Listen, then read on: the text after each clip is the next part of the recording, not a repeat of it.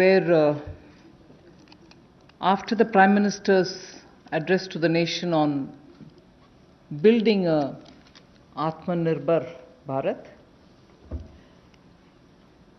we have been announcing in several tranches the various steps that we want to take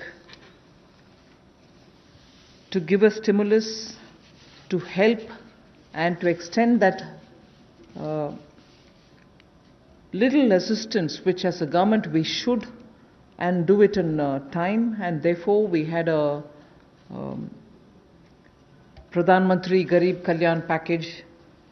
Post that, we also ensured that people don't suffer with having to file their returns or comply with taxation and related things.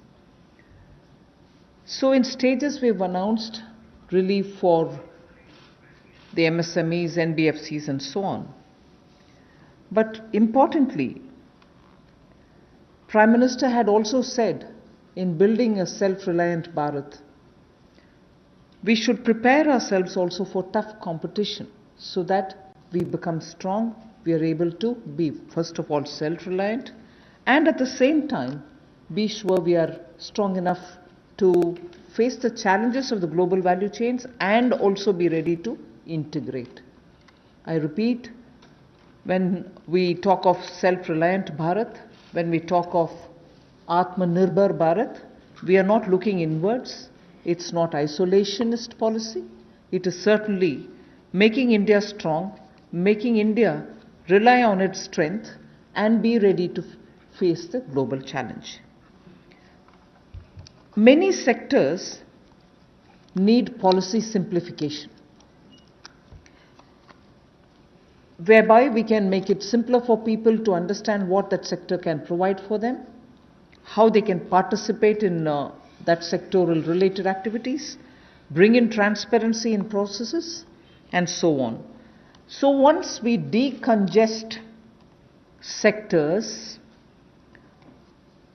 we can also provide the necessary boost. That sector too will become strong enough and competent enough to provide the necessary boost for growth and employment.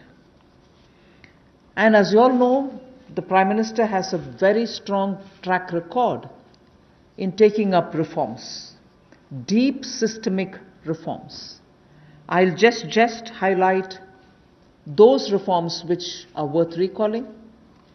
And on those reforms, it was public knowledge and all of you all covered extensively the efforts that had gone to take everybody on board so that those reforms become everyone's reform. DBT, the direct benefit transfer. Today it's become very useful for us to be able to directly give money in the hands of people. GST, which had been pending for a very long time, all states were taken on board and GST brought in one nation, one market. IBC, companies waited for decades to have their insolvency related matters settled. Limited success was felt through the various other programs, schemes which existed, SARFAESI or BIFR and so on. Then the several steps which were taken for ease of doing business so that India becomes an attractive destination for investment. You also had the public sector banks reforms, not only just infusing some equity but also making sure that they become professionally managed, although they are public sector banks and performing well, but still they needed to have more professionalism. So that was also, and giving independence for them, because that's an area in which I would take extreme pride to say, between 2014 until today, you wouldn't have had one phone call going to any one of the banks saying, give this loan to my cousin or my whoever. No cronyism has been developed through the banks. Direct taxation reforms, Revenue Secretary is here. Most unexpected time, the country saw that a drastic step had been taken, drastic but in a favorable sense. Power sector reforms. Udai was a scheme which was brought in with a great sense of wanting to clean up that sector. It has its challenges, but it was a daring reform. Coal sector, and also water and irrigation. There are many such I can list, but Prime Minister Modi has been absolutely consistent in making sure reforms are taken up. So structural reforms are the focus of today's announcements. Today's announcements are focusing on structural reforms. The sectors in which these measures will be impacting are those sectors with these reforms which are going to be the new horizon for growth.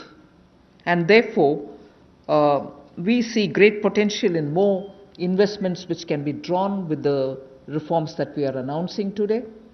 More production can be clearly marked, and certainly it will lead to a lot more employment possibilities.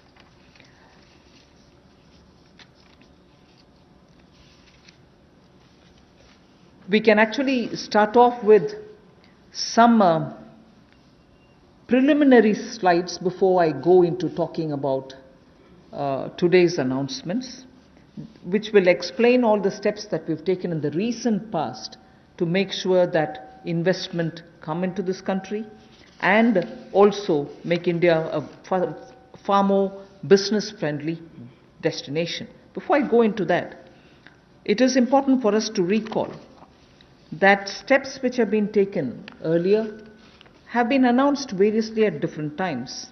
And because of the lockdown and because of COVID, I think time feels like as though it's been a long time since the budget was presented.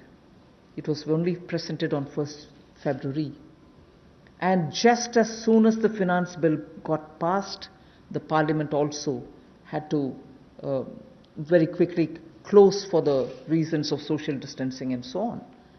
And just before February, we announced the National Infrastructure Investment Foundation, the fund that was launched. So, and therefore such steps have been taken.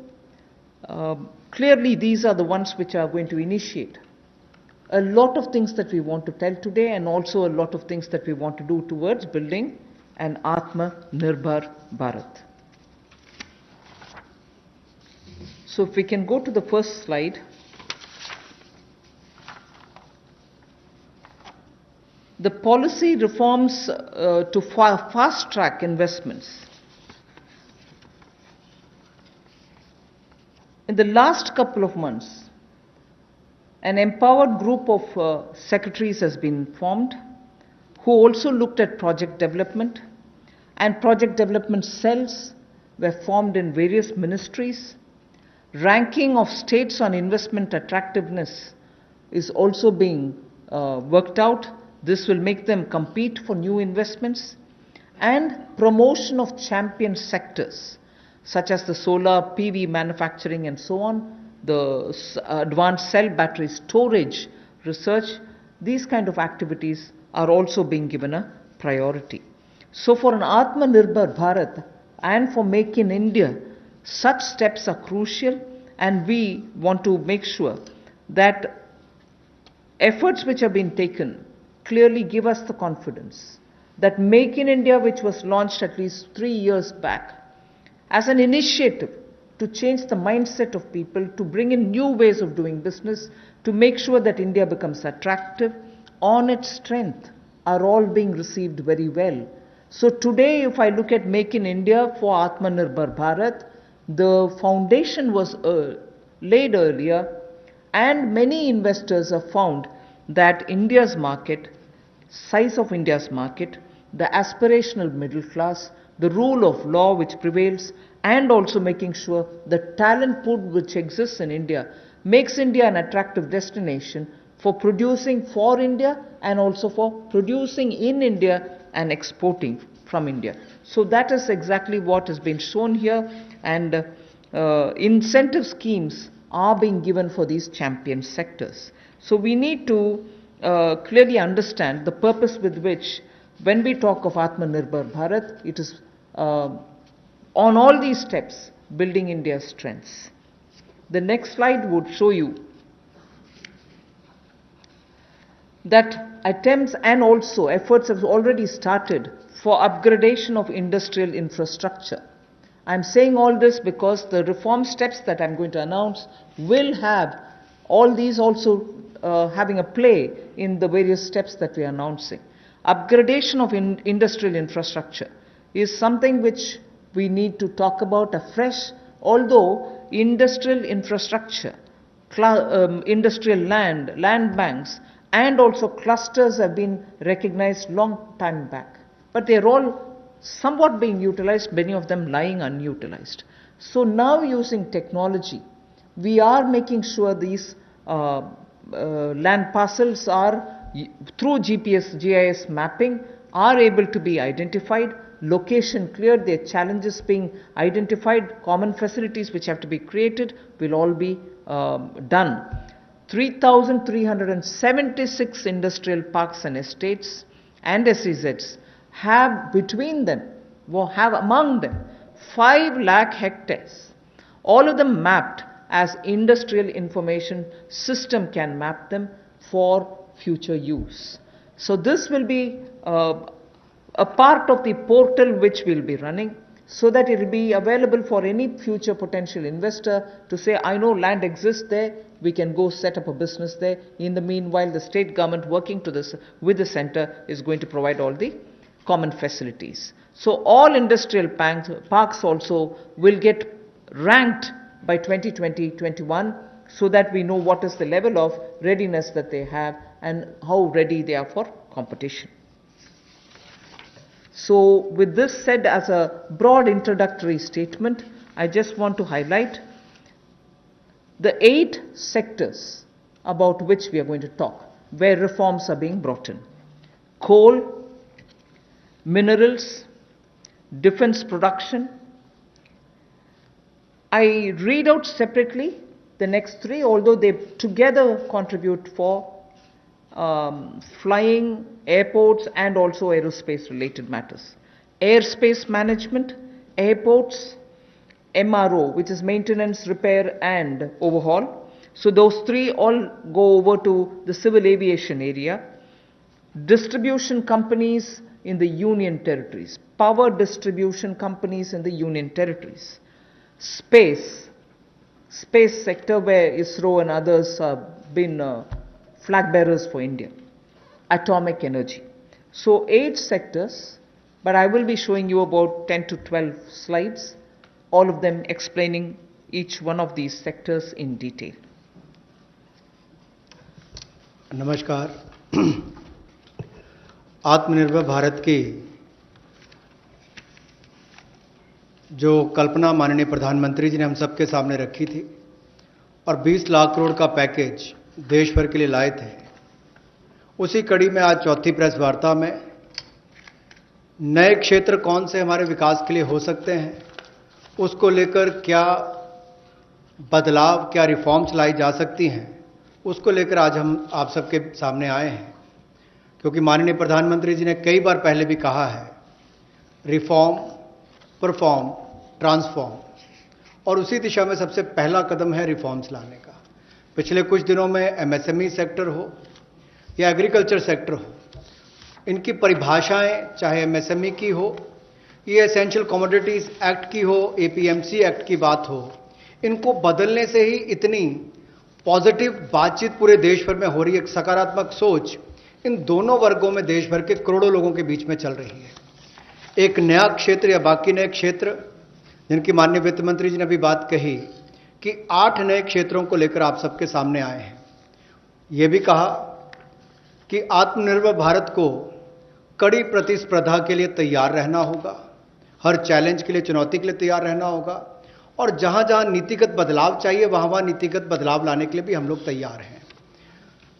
अब implementation की बात आती है, उसके लिए माने ही मोदी जी जाते हैं कि किस तरह से अच्छी इंप्लीमेंटेशन पिछले 6 वर्षों में करके दिखाई। चाहे वो जीएसटी की बात हो, इंसॉल्वेंसी बैंक्रप्सी कोड की बात हो, जनधन योजना की बात हो, यूपीआई जैसे प्लेटफॉर्म बनाने की बात हो, हर गांव में बिजली और हर घर को राशन देने तक की कोविड-19 की स्थिति में बात हो। तो इसलिए इस सेक्टर्स में भी तेजी कैसे आए, फास्ट ट्रैक इन्वेस्टमेंट की कैसे हो, उसके लिए एम्पावर्ड ग्रुप ऑफ सेक्रेटरीज का गठन किया गया है, जो निजी निवेश की मंजूरी के लिए गति देने का काम उसमें से करेंगे ताकि उसमें सहायता मिल सके और आकर्षित हम विदेशी निवेश को कर सकें। प्रत्येक मंत्रालय में प्रोजेक्ट डेवलपमेंट सेल बनेगा जो ये तय करेगा कि किस क्षेत्र में निवेश आ सकता है, कौन निवेशक हो सकता है, इनसे बातचीत करेगा और राज्यों से और केंद्र से बात भी करेगा ताकि निवेश करने वाले को कहीं पर दिक्कत ना आए। एक तरह से हैंड होल्डिंग करने का काम यहां पर होगा। राज्यों की रैंकिंग भी होगी, उनकी कितनी अट्रैक्टिव पॉलिसीज है कि इन्वेस्टमेंट के लिए, यानी कि निवेश के लिए कितनी आकर्षित करने वाली उनकी योजनाएं हैं, उसके ऊपर डिपेंड करेगा उनकी रैंकिंग को। और नए चैंपियन सेक्टर्स को बढ़ावा देने के लिए, चाहे वो सोलर पीवी हो, इसकी मैन्युफैक्चरिंग की बात हो, या एडवांस सेल बैटरी मैन्युफैक्चरिंग की बात हो, इसके लिए भी जो भी इंसेंटिव देने होंगे वो भी हम लेकर आएंगे ताकि इन क्षेत्रों में भी बढ़ावा, ऐसे और कई क्षेत्रों में भी बढ़ावा मिल सके जो नए चैंपियन सेक्टर्स हैं। अब इंडस्ट्रियल इंफ्रास्ट्रक्चर की अगर बात करें, औद्योगिक बुनियादी ढांचे में उसके उन्नयन के लिए इस योजना को लाया गया है ताकि देश भर में जो लगभग 3,376 industrial park, industrial estate, SEZ, ये लगभग 5 लाख हेक्टेयर्स में फैले हुए हैं और इन सब की जानकारी आपको औद्योगिक सूचना प्रणाली यानी कि IIS पर मिलेगी, जिसकी GIS मैपिंग की जाएगी ताकि निवेश करने वाले को कोई दिक्कत ना हो। जो उसको बाद में दिक्कत आती थी जमीन से जुड़े मुद्दों को लेकर, वो भी दूर होगी। जमीन की उपलब्धता भी 5 लाख हेक्टेयर के लगभग जो इंडस्ट्रियल हमारे स्टेट्स हैं या हमारे पार्क्स हैं उनमें भी जो होगी उसमें उनको लाभ मिलेगा। और इसीलिए इस योजना में बदलाव भी लाया गया है। इसको मिशन मोड पर, चैलेंज मोड पर किया जाएगा ताकि ज़्यादा से ज़्यादा निवेशकों को जमीन जल्द से जल्द उपलब्ध राज्यों में करवाई जा सके और इसके लिए कनेक्टिविटी में भी सुधार होगा और कॉमन इंफ्रास्ट्रक्चर जो है उसमें भी अपग्रेड करने का काम किया जाएगा। The first of the 8 sectors that I want to speak about is coal. There are 4 slides all speaking about the various steps, but I will run through about all the 4, even though the sequencing may be a bit different. We are bringing in commercial mining in coal sector. You know, coal, as all of you all know, coal is a government monopoly. That government monopoly is what is now being removed. Commercial mining of coal on a revenue sharing basis would help more coal availability and also more coal availability at market prices. So this will be far more efficient and more people can get to using it. Liberalized entries will be allowed for people to participate for a range of coal blocks, and for those who produce well before the deadline, incentives also will be given. But let's first understand, if India, which is the 3rd richest or which has the 3rd largest and 3rd large valued coal availability in its mines, in untapped mines, meaning it has the 3rd valuable deposit of coal, and we still import coal, and we still sometimes feel that the energy sector is suffering because raw material is not available. So regulations are required, and this line you would recall I have said day before yesterday, I have also said yesterday, regulations are required when there is a shortage. But this country has got abundant coal, and we've been regulating it, suffocating it from producing ample quantity of coal which will be required by the industry. Economy can be benefiting from this kind of opening up. Of course, we are conscious that coal is not so environment friendly. So in order to have coal converted into gas, we are providing incentive so that coal is also used, but the environment commitments of India are honored and we benefit from gasification of coal. And also the coal bed methane also will be auctioned so that these coal beds which are with Coal India but untapped also can benefit the country. So the coal Coal bed methane extraction also will happen through auctioning. 50,000 crores will be spent by Government of India for creating evacuation infrastructure. Because after the coal is mined, brought to the pit head, you don't have enough right kind of infrastructure to have this coal, mined coal, evacuated from there. So 50,000 crores is being given to ensure that evacuation infrastructure is provided. So this is in short what is being done to bring in reforms in the coal sector.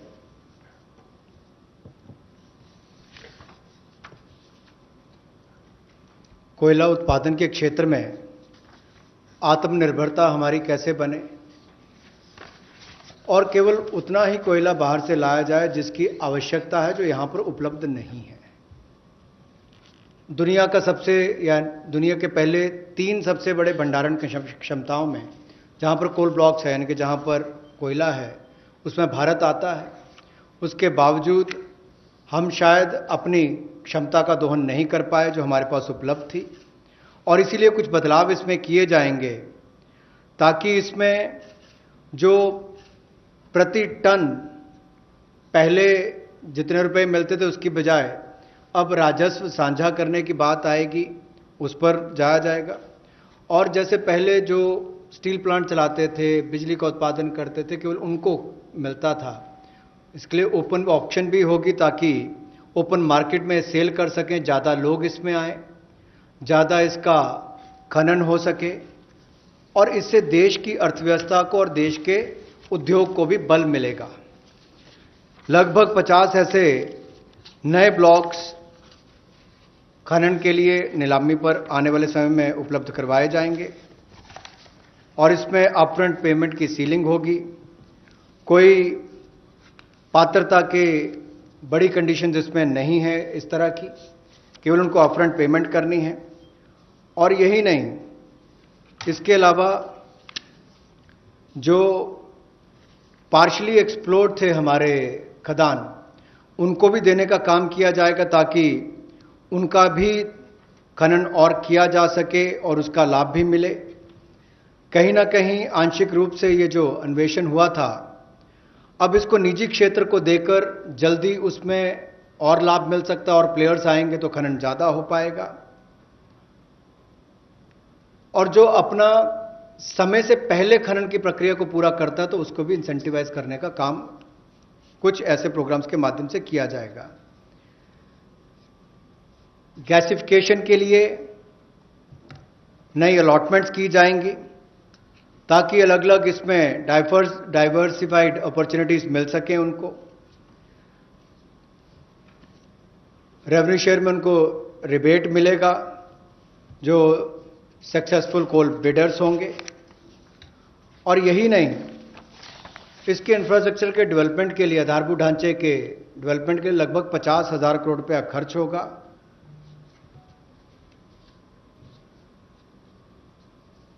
और ये जो कोल India limited की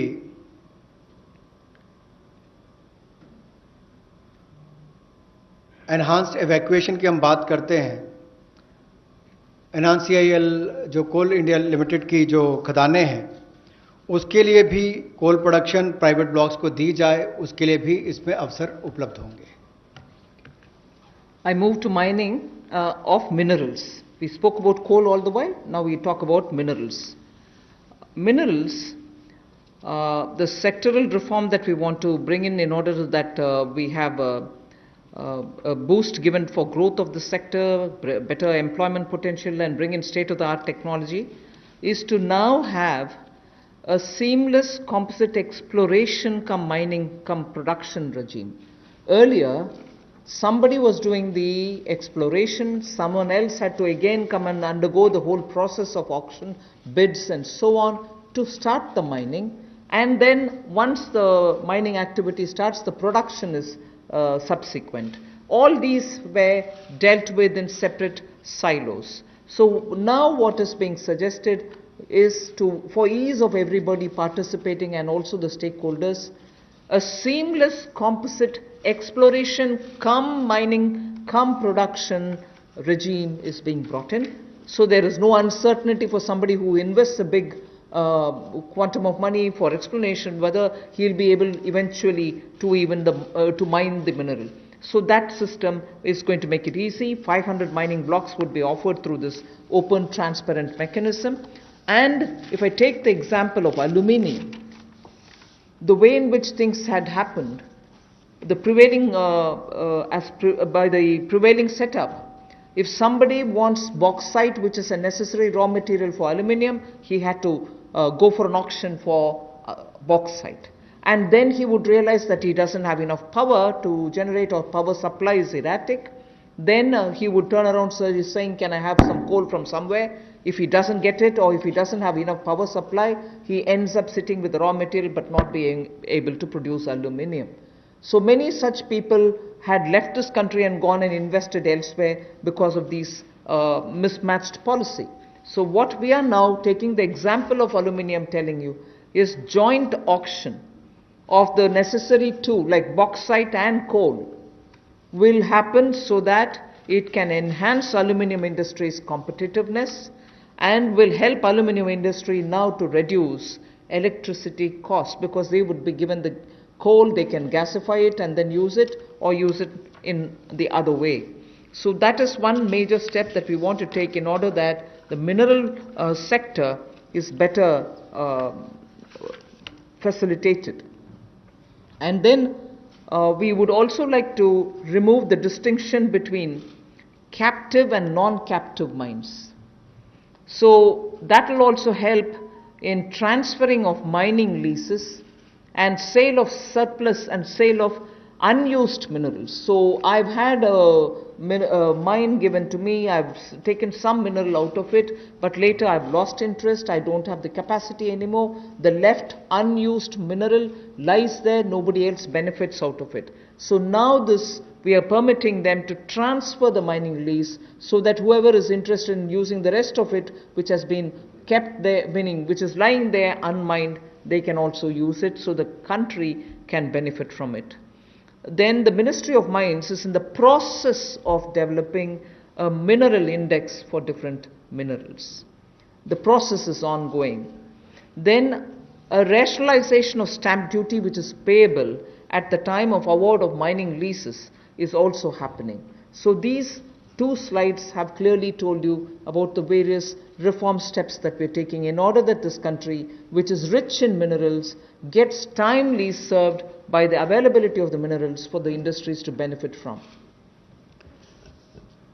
जहां कोयले वाले में पहले partially explored blocks इनकी भी ऑक्शन करने की ऑप्शन दी जाएगी ताकि उसकी एक्सप्लोरेशन भी हो सके और उसकी प्रोडक्शन से भी उसका लाभ लिया जा सके। इसमें प्राइवेट सेक्टर की पार्टिसिपेशन को बल मिलेगा और इससे इस क्षेत्र को बढ़ावा मिलेगा।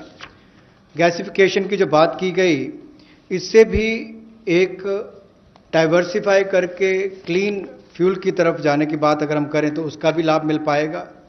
और इसमें भी लगभग इंफ्रास्ट्रक्चर की डेवलपमेंट के लिए 50,000 करोड़ रुपये का खर्च होगा। और यही नहीं, जो कन्वेयर बेल्ट वगैरह बनानी है रेलवे तक जाने के लिए, रेल हेड तक जाने के लिए 18,000 करोड़ रुपये का निवेश उसके ऊपर भी होगा, तो वो भी एनवायरनमेंट फ्रेंडली उस तरह के कदम उस पर उठाए जाएंगे, इससे भी उसको बल मिलने वाला है। और कोयले के क्षेत्र में एक ये बड़ा कदम है। कोल बेड मीथेन की जो बात करते हैं उसकी एक्सट्रैक्शन के लिए भी उसमें उनको अधिकार दिए जाएंगे। और ईज ऑफ डूइंग बिजनेस में उसमें भी इसकी सिंप्लीफिकेशन और की जाएगी ताकि माइनिंग प्लान को छोटा किया जा सके और 40% इसमें ऑटोमेटिक जो इंक्रीज है वो एनुअल प्रोडक्शन में देने का अवसर मिलेगा। और कंसेशन कमर्शियल टर्म्स में कहा जाए तो लगभग 5,000 करोड़ के इसमें वो भी होंगे। यही नहीं, इसके अलावा जो मिनरल सेक्टर में, खनिज क्षेत्र में आपने जो संरचनात्मक सुधार लाने की बात कही है, उसमें भी seamless composite exploration cum mining production regime की हम बात करते हैं कि इसको लाएंगे और 500 माइनिंग ब्लॉक्स ये उपलब्ध करवाए जाएंगे। और इसमें भी बॉक्साइट और कोल मिनरल ब्लॉक्स, इसकी ज्वाइंट ऑक्शन हो, नीलामी प्रक्रिया हो, इसको बल दिया जाएगा ताकि जो एल्युमिनियम इंडस्ट्री है इससे उसको लाभ मिलेगा। अपनी बिजली की जो लागत आती है उसको कम करने के लिए भी, और एल्युमिनियम मैन्युफैक्चरिंग भी यहां पर ज्यादा हो, इससे उसको बल मिलने वाला है। इससे जो हमारे खनन में उसको भी वृद्धि मिलेगी और रोजगार सृजन भी होगा, और state of the art technology का भी इसमें उपयोग हो पाएगा। जी, मिनरल इंडेक्स बनाने की एक बात हमने यहां पर की है, जिसको डेवलप किया जाएगा और स्टैंप ड्यूटी को रैशनलाइज किया जाएगा। उस समय जब वो अवार्ड की जाएगी माइनिंग लीसेस, उस समय उनको कर दिया जाएगा। We now move over to talking about defense production.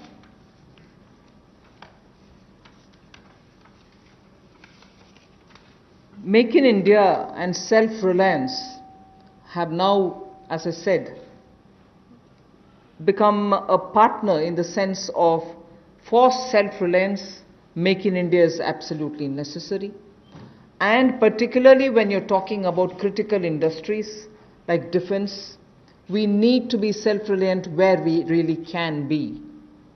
Of course, armed forces require best of equipments. They need some of the latest technology driven equipments.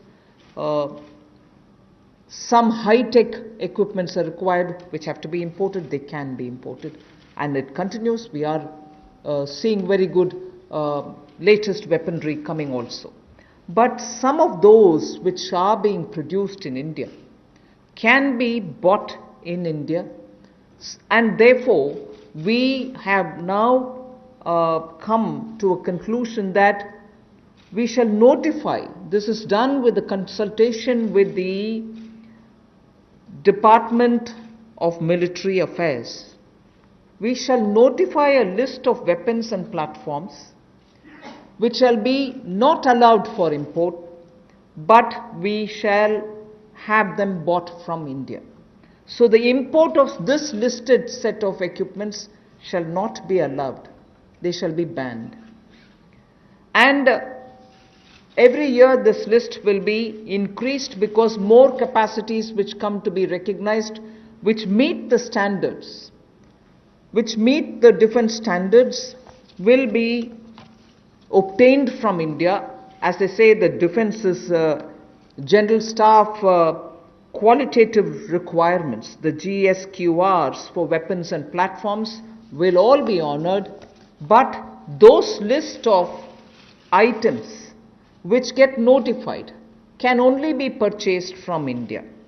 Indigenization of some imported spares will also be given priority.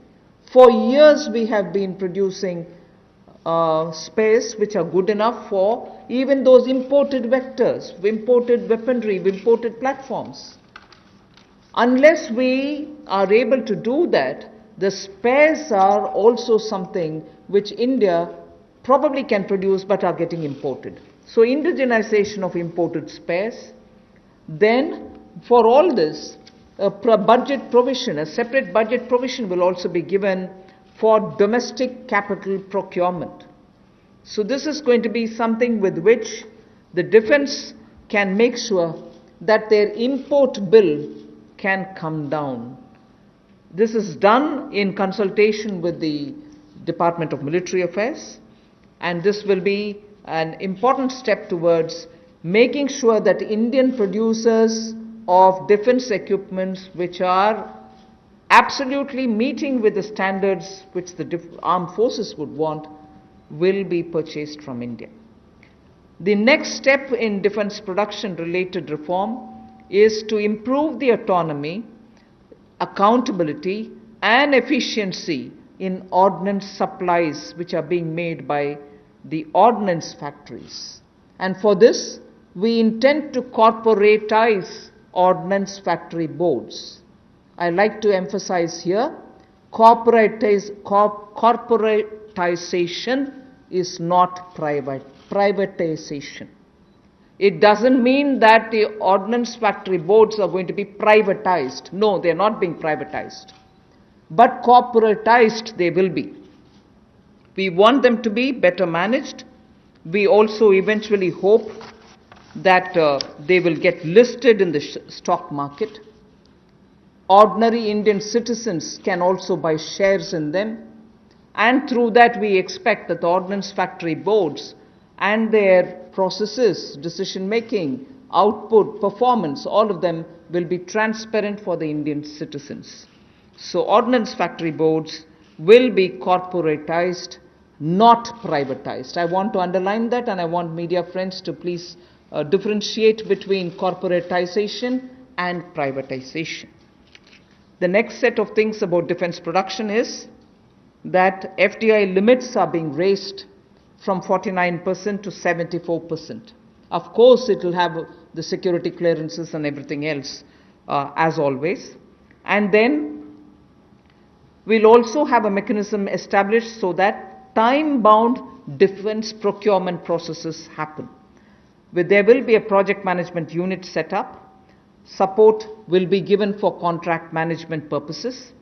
Then we are, as I said earlier, a realistic setting for the general staff qualitative requirements, the GSQRs as they are known, of weapons and platforms will be made, because sometimes unrealistic quality requirements are established and quite a lot of time is spent in searching for suppliers who will meet all those requirements. You end up with just one supplier, and just buying it from one supplier is not permitted, and then you do the entire circle all over again. So realistic setting of qualitative requirements is something on which we'll place emphasis, and above all, overhauling of the trial and testing processes. Yes, we understand India is a country which has different climatic and geospatial requirements, tropical, coastal, Himalayan, high altitude and everything else, but we still need to be far more efficient in trial and testing of procedures.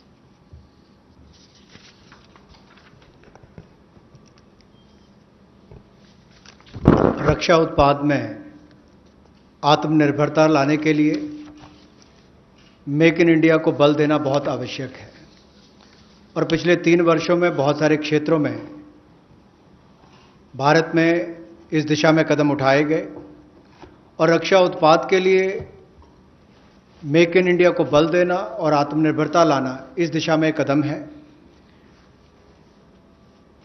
Weapons की list को notify किया जाएगा, platforms की list को notify किया जाएगा, और उन पर बैन लगाया जाएगा इंपोर्ट के लिए।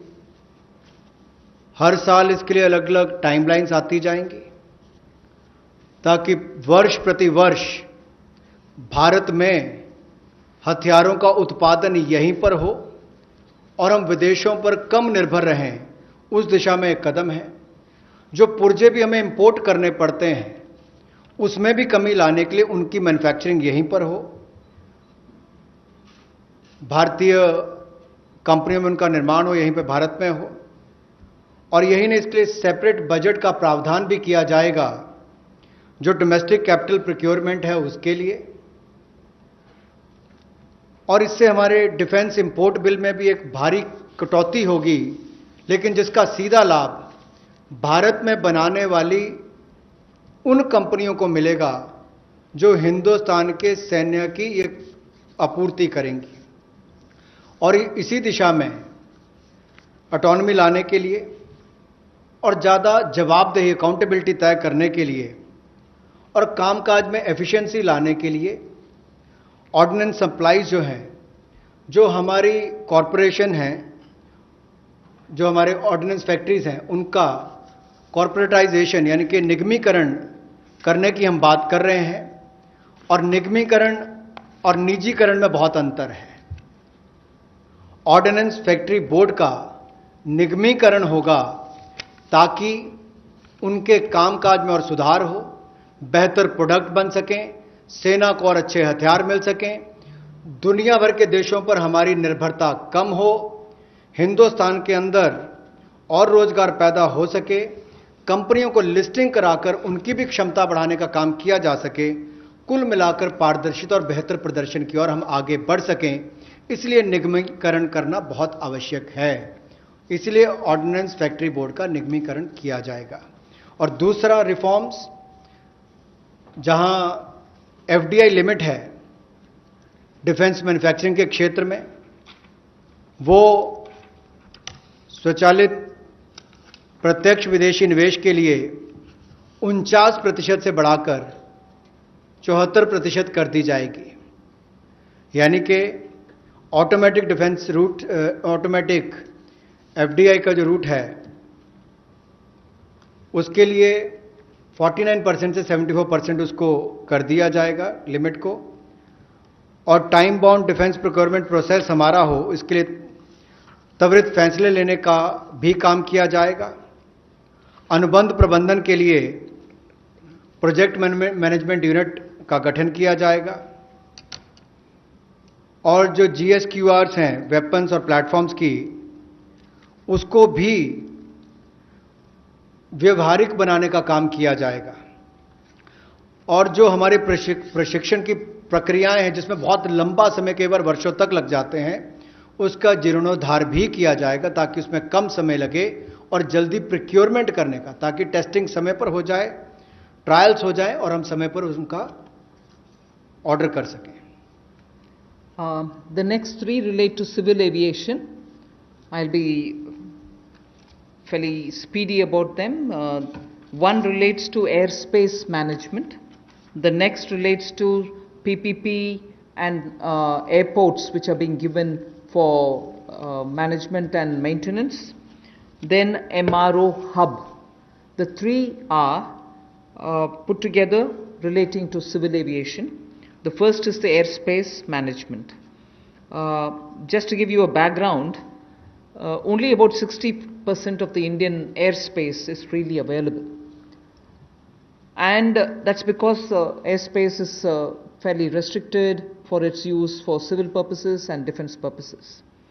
This means that all these years, all these decades, we have been flying to some most destinations, not through the shortest route, but slightly longer routes, which means you're having more time in the air. This actually has to be rationalized. Optimum utilization of airspace is best, because after all the fuel spent is also something which we import. Huge bill goes for that. Finally the customer ends up paying more price for the flying, and for pilots it's a extra hour of flying or half an hour of flying. Above all, if we are able to optimally utilize the airspace and reach quickly, every one of our time is saved, and therefore now rationalization is going to happen. We will be able to get to our destination at the shortest possible time, thus saving travel time, thus saving fuel, thus saving also the pilot's flying time. This is an environment friendly step, but having very big implication on India's fuel import bill, and also for civil aviation, which in India has biggest potential in growth. Civil aviation is up for a big leap. So the airspace availability through which the flying time is influenced is going to be better. That is one. The second that I'd like to tell you about is 6 more airports are for auction, and the Airports Authority of India shall do it on public-private basis, PPP basis. Additional investments also are likely to happen by private players in about 12 airports which they are already holding, for better world-class facilities to be brought in. So majorly airports in India will become far more with better facility and customer experience. This has financial implications to the extent not so much for the budget, but the AAI, the Airports Authority of India, will get a down payment of 2,300 crores, and also the first and second rounds of investments are expected to get 13,000 crores. So this is one step which will at a time increase better facilities, and also make our airports a lot more worthy experience for the passengers. The third in this, because it's all pertain to civil aviation, is making India an MRO hub. This was mentioned also in the budget. Maintenance, repair and overhaul of aircrafts is a big business. Most of the Indian aircrafts themselves go abroad to do their repair works, spend on parts there, and also come back for after the overhaul to India. But maintenance and repair and overall, India has all the capacities, manpower skills required, soft skills required, and also India can then be the center for many of the flights which go towards Southeast Asia, long distance to Australia, similarly westwards also. If we make sure that MRO's ecosystem is created in India, for which the tax regime has already been altered so that it favors setting up MRO in India, this is a major step that we want to make sure that India benefits from. And in this, not just civil aircrafts, but also defense aircrafts can also be benefiting from the MRO, which if we make India as a huge hub. Maintenance cost for all airlines will come down, and that again will have a ripple effect on the passengers. The travelers can probably pay less after that. So these are three put together reforms for the civil aviation sector. Civil aviation sector को लेकर जो 3 बड़े कदम हैं, हम सबको पता है समय की बहुत कीमत है और हर व्यक्ति के समय को बचाने का प्रयास किया जाए। इसके लिए हवाई क्षेत्र में, यानी कि जो हवाई जहाज से उड़ते हैं उनके लिए अगर कुल मिलाकर देखा जाए तो मात्र 60% भारतीय हवाई क्षेत्र जो है वो नागरिक विमानों के लिए उपलब्ध है। इसलिए भारतीय नागरिक विमानों को लंबे रास्ते लेने पड़ते हैं, जिसमें लोगों का समय भी जाता है, फ्यूल भी ज़्यादा कंज्यूम होता है। अब भारतीय हवाई क्षेत्र की इस पाबंदी को और सरल और जो हम सुगम बनाएंगे, जिससे नागरिक विमानों के लिए कम समय लगेगा और वो ज़्यादा दक्ष बन सकेंगे।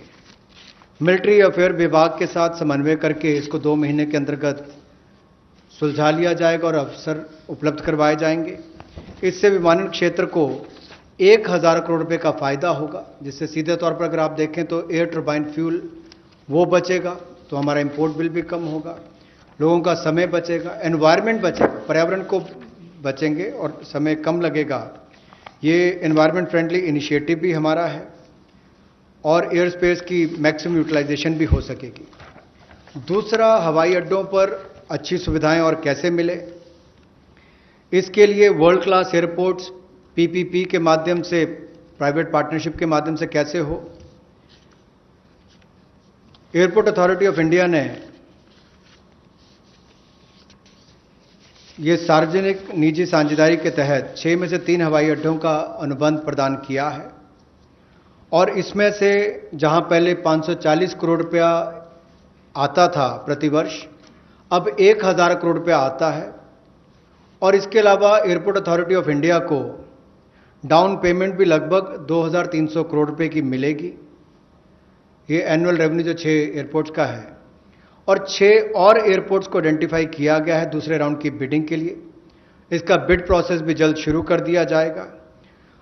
अतिरिक्त निवेश जो हम इस प्राइवेट प्लेयर्स के माध्यम से देख रहे हैं निजी क्षेत्र में, ये 12 हवाई अड्डों में पहले और दूसरे चरण में लगभग 13,000 करोड़ रुपए का आएगा। 13,000 करोड़ रुपए का निवेश पहले और दूसरे चरण में 12 हवाई अड्डों में आएगा और 6 और एयरपोर्ट्स के लिए भी जल्द ही तीसरे राउंड में बिडिंग की प्रक्रिया, नीलामी की प्रक्रिया शुरू हो जाएगी।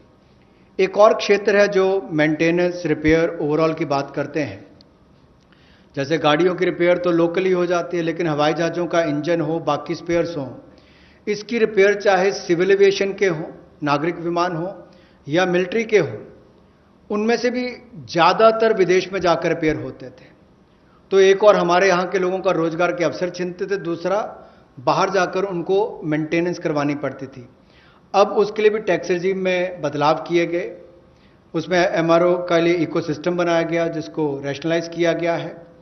इससे लगभग जो 800 करोड़ से लेकर 2000 करोड़ रुपया 3 वर्षों में एयरक्राफ्ट के कंपोनेंट्स की रिपेयर के लिए या एयरफ्रेम की मेंटेनेंस के लिए जो खर्चा होता है उसमें भी बचत होगी और वो काम यहीं पर मिलना शुरू हो जाएगा हिंदुस्तान के अंदर। और जो मेजर इंजन मैन्युफैक्चरर्स हैं वो भी अपने इंजन रिपेयर फैसिलिटीज़ को यहाँ पर भारत में लानी शुरू करेंगे और डिफेंस और सिविल सेक्टर को कन्वर्ज करके भी हम लोग इस सेक्टर को बढ़ावा दे सकते हैं। उस दिशा में कदम उठाए जाएंगे ताकि जो कॉस्ट है एयरलाइंस की या हमारे डिफेंस की वो भी कम आए, उस दिशा में कदम है। I move to talking about the next reform step. The power distribution companies in union territories shall be privatized. And that is likely to be also, it will be in line with the tariff policy which is soon to be announced. The tariff policy reform will of course talk about consumer rights. The inefficiencies of DISCOMs will not become a burden on consumers. DISCOMs will ensure adequate power. The standard of service that they provide will improve, and they will promote industry better by providing open access. Sustainability is an issue with power sector. We want to be sure that timely payments to the GENCOs happen. You are aware that 90,000 crores have been given this time because DISCOMs were not able to pay or service their dues to the GENCOs. Such disruptions or ups and downs should be avoided, and DBT also for subsidy receiving beneficiaries will be given directly, and smart prepaid meters will be set up, about which I had mentioned in the budget also.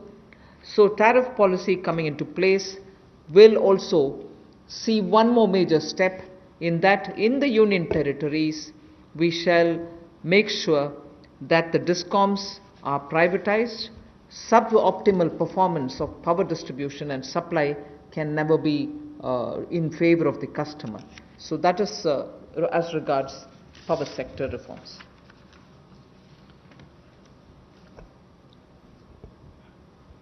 विद्युत के क्षेत्र में कुछ बदलाव किए जाएंगे, जहां पर सबसे पहले तो उपभोक्ताओं को उनके अधिकार, पर्याप्त बिजली मिलेगी और अप्रभावी बिजली कंपनियों का जो नुकसान है वो हमारे उपभोक्ताओं को नहीं झेलना पड़ेगा। डिस्कॉम्स को पर्याप्त बिजली उपभोक्ता को उपलब्ध करवानी पड़ेगी, लोड शेडिंग करने वाले को पेनलाइज किया जाएगा। दूसरा, इंडस्ट्री को बल मिलेगा, उद्योग को बढ़ावा मिलेगा, इससे क्रॉस सब्सिडी में कमी आएगी, विद्युत उत्पादन को बढ़ावा मिलेगा और जो विद्युत उत्पादन करने वाली कंपनियां हैं उनमें भी प्रतिस्पर्धा बढ़ेगी और इनको चयनित भी उसी आधार पर किया जाएगा ताकि ये अच्छी सुविधाएं और सर्विसेज दे सकें। बिजली क्षेत्र में स्थिरता आएगी, इसमें कोई रेगुलेटरी एसेट्स नहीं होंगे और टाइमली पेमेंट जो है, समय पर जो पेमेंट है, जो पावर यानी कि बिजली का उत्पादन करने वाली कंपनियां उनको होंगी। डीबीटी का लाभ हमने बहुत सारी योजनाओं में देखा है कि किस तरह से माननीय मोदी जी की सरकार ने बहुत सारी योजनाओं को अब डायरेक्ट बेनिफिशियरी ट्रांसफर के रूप से सीधा उपभोक्ता के खाते में पहुंचाने का काम किया, जिसमें उपभोक्ताओं को बहुत लाभ मिला। तो यहां पर भी सब्सिडी डीबीटी के माध्यम से और स्मार्ट प्रीपेड मीटर्स लगाने का काम किया जाएगा ताकि किसी के साथ कोई धोखाधड़ी ना हो सके और उसका भी लाभ मिलेगा। इसके साथ साथ जो वितरण है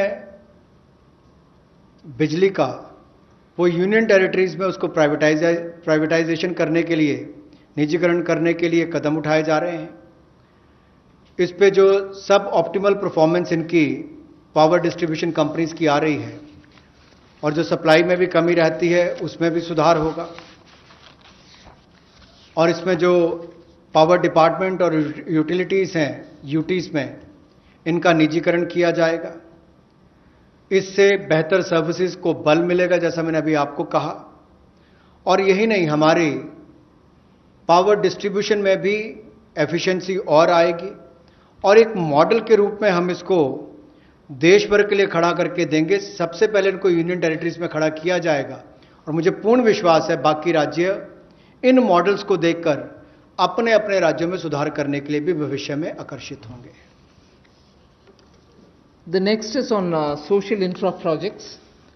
For creation of social infrastructure projects, which are like hospitals, because India needs a ramp up on social infrastructure, government has made a provision for 8,100 crores, that will be the total outlay, which will be going in the form of viability gap funding.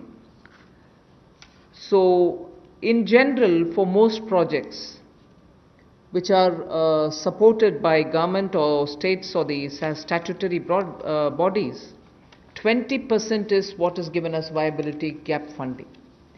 But in this case of social infrastructure, government has decided to give 30% viability gap funding.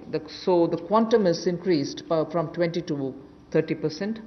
Through this, we expect that the urgent requirement for social infrastructure all over the country is not just going to be developed by government, but also private enterprises will come in because of this viability gap funding which we want to provide, and that is an increased viability gap funding. सामाजिक बुनियादी ढांचे में निजी क्षेत्र के investment को बल देने के लिए कुछ बदलाव उसमें किए गए वायबिलिटी गैप फंडिंग में। और आपने देखा होगा कोविड-19 के समय भी कि स्कूल, अस्पताल, ऐसे हमारे जो क्षेत्र हैं जिनका बुनियादी ढांचे में और सुधार चाहिए, उसके लिए बल मिले। इसके लिए थोड़ा बदलाव किया गया है कि 30% केंद्र और 30% जो है हमारा राज्य सरकारें उसमें वायबिलिटी गैप फंडिंग के रूप में देंगी। इससे इस क्षेत्र को बल मिलेगा, लेकिन बाकी सेक्टर्स में 20% ही रहेगा। और इसमें कुल मिलाकर सामाजिक बुनियादी ढांचे के इस सेक्टर के वायबिलिटी गैप फंडिंग के लिए लगभग 8100 करोड़ रुपए का आउटले किया गया है, और इन प्रोजेक्ट को राज्य और केंद्र की सरकारें प्रपोज करेंगी। The last two reform steps that I want to announce relate to space and space. The next one relates to atomic energy. First, in space, you know that India has had the benefit of an extraordinary institution such as the ISRO. ISRO has brought the nation a lot of laurels. However, today, private sector is also doing a lot of work in the space arena. A lot of individuals and startups have spent a lot of time developing space-related technologies. Unfortunately, because of the Indian regulations, they are even unable to use ISRO's available facilities for even testing their products. So what we want to do now, in order to provide level playing field for private companies, satellite launches and space-based services, we will make a provision for them to benefit from the assets which are available with the ISRO, and for India to benefit from it. We'll also provide predictable policy and regulatory environment for private players. We want them to be an area where both government and private sector can work for a better Atmanirbhar Bharat. Another important aspect is there's a lot of geospatial data in India for Indians, particularly like startups which are looking at doing a lot of irrigation work, drought-prone area development work, groundwater work. They don't most often get the data within India. They go getting it from abroad, data about India, paying through their nose for some good work that they do for India itself. So a liberal geospatial data policy is something which we like to work, and we want to provide remote sensing data to tech entrepreneurs, but of course with a lot of sense of caution, because this is a very sensitive area. We want to also give the benefit and the advantage to the Indian startups who are also doing pioneering work. अंतरिक्ष के क्षेत्र में भारत ने बहुत अच्छा काम पिछले कुछ वर्षों में किया है। अब इस क्षेत्र में निजी क्षेत्र भी किस तरह से सहभागी हो, कैसे वो भागीदार बने और उपलब्धियों भरा आने वाला समय हो, इसके लिए अंतरिक्ष क्षेत्र की गतिविधियों में प्रतिपादक वृद्धि लाने के लिए निजी क्षेत्र की भागीदारी को बढ़ाने का अवसर दिया जाएगा, ताकि प्राइवेट कंपनीज को भी बराबरी का एक तरह से अधिकार, जैसे लॉन्च करने की बात हो या सैटेलाइट्स की बात हो या अंतरिक्ष क्षेत्र से जुड़ी हुई सेवाएं देने की बात हो, चाहे कम्युनिकेशन सैटेलाइट से बाकी हो, अनुमानित नीति लाकर हम अंतरिक्ष क्षेत्र में एक बड़ा सुधार लाएंगे। और यही नहीं, निजी क्षेत्र की कंपनियों को इसरो की सुविधाएं या जो एसेट्स हैं उनको इस्तेमाल का प्रावधान करेंगे, ताकि वे अपनी क्षमता बढ़ा सकें और उपलब्धियों भरा हमारा आने वाला समय अंतरिक्ष के क्षेत्र से जुड़ी हुई, चाहे वो सेवाएं हो या खोज हो, उससे जुड़ने के लिए हो। भविष्य में चाहे वो ग्रहों की खोज की बात हो या बाहरी अंतरिक्ष यात्रा जैसे प्रोजेक्ट्स हो, इनमें भी निजी क्षेत्र आगे बढ़कर आए, ऐसा हमारा प्रयास रहेगा। उदार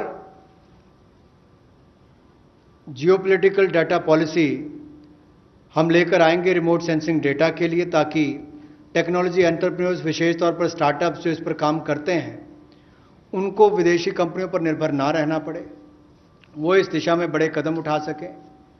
इस दिशा में कदम उठाए जाएंगे और पॉलिसीज पर लाई जाएंगी।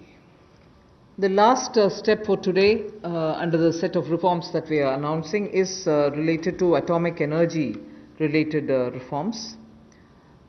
There shall be a research reactor in PPP model which will be established only for the production of medical isotopes. Now, medical isotopes are increasingly used in cancer treatment. In fact, India has earned a lot of goodwill from very many countries which had India supply them these isotopes.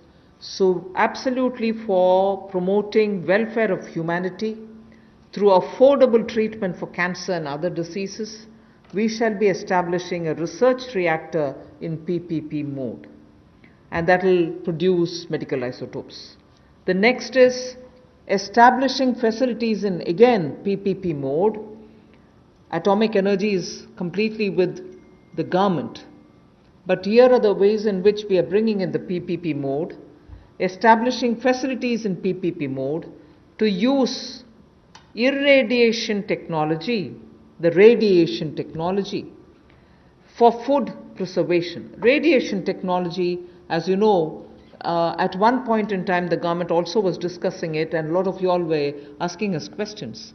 In crops which are like perishable crops like onions, most often when there is a good crop, because of its short shelf life, they are normally sold at a absolutely low price, or they are left to rot.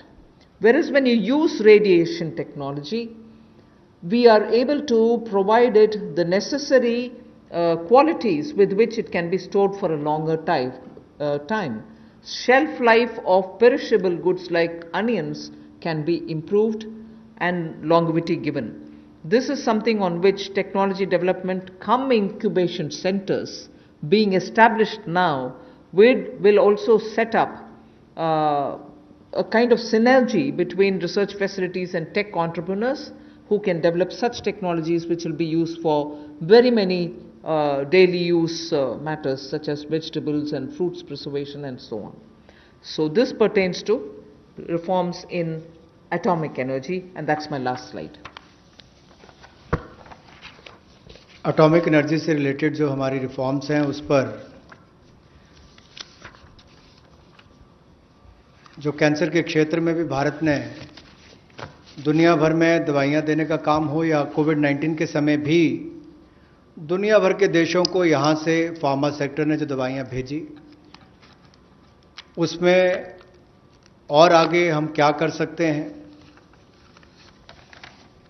Medical isotopes का उत्पादन करने के लिए PPP mode में research reactors का स्थापना करेंगे और इससे मानवता की सेवा को और बल मिलेगा।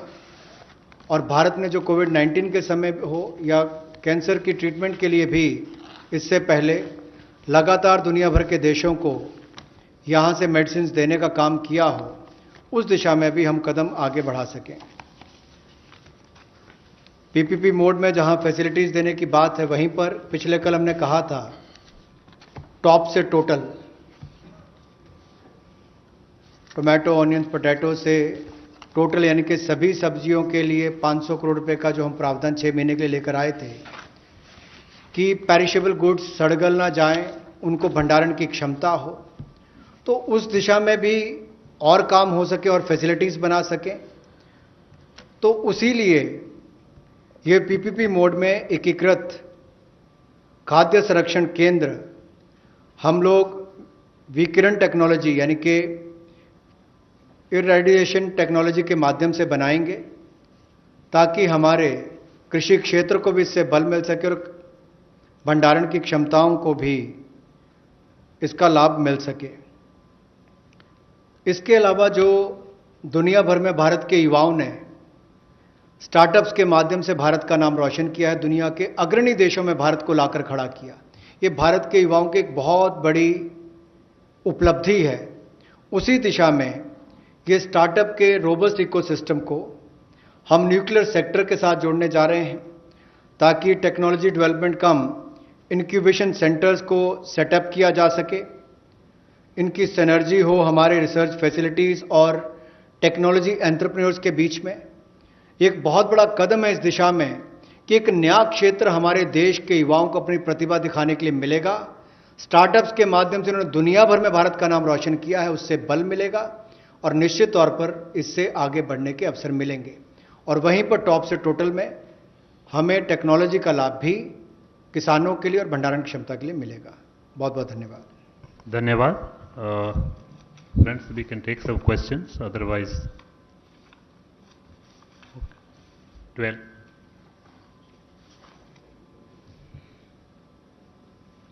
Very good afternoon, ma'am. Sapna here from CNBC TV 18. Ma'am, 2-3 questions have come up on the sectors that which you have announced the reforms. So I'll start with the first one. One second, hang on. This is on. How soon will the government bring in amendments or reforms in the mining sector? Amendments, ma'am. Will it be via ordinance? When are they going to conduct? When is the conduct of the first commercial coal mining auction likely? And ma'am, similarly on the defense side, on defense FDI, access to modern technology is a condition for defense FDI above 49%. Now that FDI cap is being increased, will the condition of access to modern technology done away with for FDI up to 74%? These two questions. And ma'am, one broad question also that's doing the rounds. People are asking that, what about the demand side measures to contain the COVID pandemic, ma'am, the after effects? Thank you, ma'am. Well, I would only say on coal-related issues, when is the auction going to happen? When are you going to bring the, legislative amendments? Are you going to do it by ordinance? We intend doing it at the earliest. I do not want to get into details of when, how, and so on. But the intent has been very clearly expressed here. Action will soon follow. That's about coal. And defense production, defense FDI-related issues, the ministry concerned will come up with the detailed answers. Not just answers, but also the notification stating how that is going to work out. We've given broadly the items on which reform steps are being announced today. That's the second.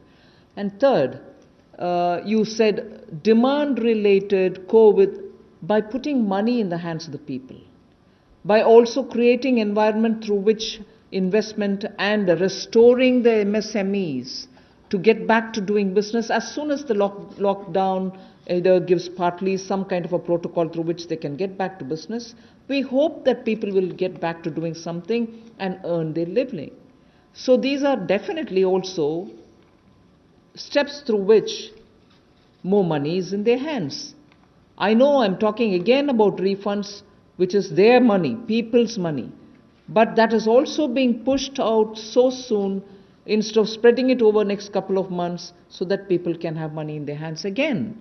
Those taxation amounts which they have to pay, we are saying, all right, don't pay now, you pay later. That's money in their hands. So I can go on a bit like this. I'm not really indicating or saying I've done everything possible. We are trying to help people so that they can have money in their hands now, and that is definitely going to help in boosting demand. 114. Madam नमस्कार, महावीर सिंह बोल रहा हूँ PTI भाषा से। आपने किसानों के लिए हाल में कई घोषणाएं की हैं, किसानों को उनकी उपज का अच्छा दाम मिले, उनको अपनी पसंद के बाज़ार में माल बेचने की सुविधा मिले। सरकार कई चीज़ों के एमएसपी घोषित करती है, गेहूं, चावल, तिलहन, कई चीज़ों की एमएसपी हर साल घोषित करती है, लेकिन लगातार ये शिकायत मिलती है कि किसानों को एमएसपी नहीं मिलता है। अभी जैसे सरसों की फसल आ रही है, सोयाबीन की फसल आने वाली है, तो एमएसपी उनको नहीं मिलता है। एक आपका जो एनसीडीएक्स और ये वायदा बाज़ार चलते हैं, फॉरवर्ड मार्केट होती है, उसमें सब में दाम एमएसपी से नीचे बोले जाते हैं, नीचे चलते हैं। तो सरकार इसके बारे में क्या सोच रही है कुछ, कि उसमें फॉरवर्ड ट्रेडिंग होती है कि जून में ये रेट होगा, जुलाई में ये रेट होगा, सब एमएसपी से नीचे होता है। तो सरकार जब एक तरफ किसानों को ऊंचा दाम देने की बात कर रही है और दूसरी तरफ फॉरवर्ड मार्केट में दाम एकदम नीचे होता है, कैसे सरकार इसको किसानों को फ़ायदा पहुंचाएगी? एमएसपी जब सरकार देती है, मार्केट रेट से जब प्राइस गिर जाता है, उस समय उनको एमएसपी के द्वारा सरकार प्रोक्योरमेंट में जोड़ने में उनको सही दाम मिल पाएगा। अगर आप बोल रहे हैं एमएसपी नहीं दिया जाता है, ज़रूर वो स्टेट में हम पूछ सकते हैं कि क्या कुछ विषय है। सो मैं इससे ज़्यादा स्पेसिफिकली वो नहीं मिल रहा है, कहाँ नहीं मिल रहा है, ऐसे तर्क कर नहीं सकती हूँ। ज़रूर आपके इन्फॉर्मेशन जो भी राज्य सरकार का है, आप प्लीज़ हमें दे दीजिए। वे ज़रूर किसान को मदद करने के लिए जो करना है ज़रूर करेंगे। Last question 14. Ma'am, two things. Timsi this side from CNBC TV 18. Firstly, you referred today.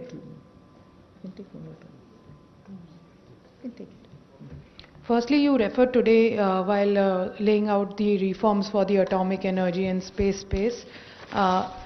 What else is there in store for startups in the reforms, in the various announcements that you've made so far? Does the MSME package that you had earlier announced, where 3 lakh crore rupee fund was announced, is that also applicable for startups? Of course. And secondly, you also spoke about the taxation benefits given to the MRO industry. Is it the GST reduction that was done recently that you are referring to, or is there something new under the taxation reforms, or reduced taxation is what you are wanting to say for the MRO industry? All right. Yes, the provisions extended for MSMEs will also be applicable for startups. They are small. They can benefit from it. And on the MRO taxation, yes, Revenue Secretary, you can please. About the MRO, the problem that MRO industry used to face is because the aircraft could fly to any country in the world and get their repair and overhauling done.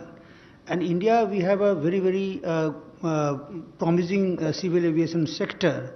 So we want that the MRO industry should be located in India, and as much repair and other things should be done within the country.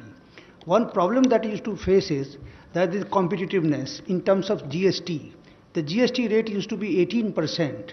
So in the GST Council meeting held on March 14th, the rate has been brought down to 5% with full input tax credit. And that is something, which the MRO industries, that will make the MRO industry very competitive. There were also some other issue where some foreign airlines, if they had placed some maintenance work to some other country and they had set up their unit inside India, they were also facing certain difficulty. That also has been taken care of. Madam, online question है. Middle class is still expecting package for them. Will the middle class will also get a similar package which we have given to the agriculture sector and the farmers? So this is a As and when we are coming up with the package, we are announcing. 33.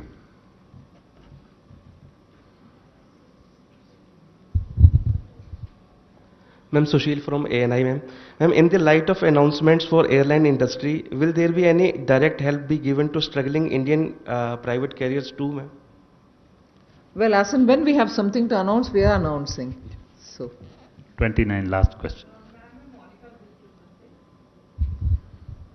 Ma'am Monika ji business ma'am मेरा सवाल है कि जो middle class salaried लोग हैं specially जो tourism sector hospitality और aviation में हैं उनकी सैलरीज भी नहीं आ रही हैं अभी साथ ही वो इंस्टॉलमेंट पे कर रहे हैं तो क्या मॉरेटोरियम ड्यूरेशन बढ़ाने को कोई प्रपोजल है क्योंकि वो उसका बेसब्री से इंतज़ार कर रहे हैं हालांकि आपने एनुअल रिटर्न फाइलिंग में एक्सटेंशन दी है पर साथ ही उनको कुछ टैक्स रिलीफ मेजर्स वगैरह भी वो आपसे एक्सपेक्ट करते हैं ठीक है. Thank you, ma'am. Friends, there is important announcement. कल आत्मनिर्भर भारत का जो लास्ट सेशन है 5वें वाला 4 बजे के बजाय मॉर्निंग में 11 बजे होगा. So please note, we will also send the invitation accordingly. Tomorrow, Sunday, we are having the media briefing at 11 o'clock here only. So kindly join. Thank you very much. Thank you. Subscribe to our channel by clicking the subscribe button. Click the bell button and enjoy the latest uploads from our channel.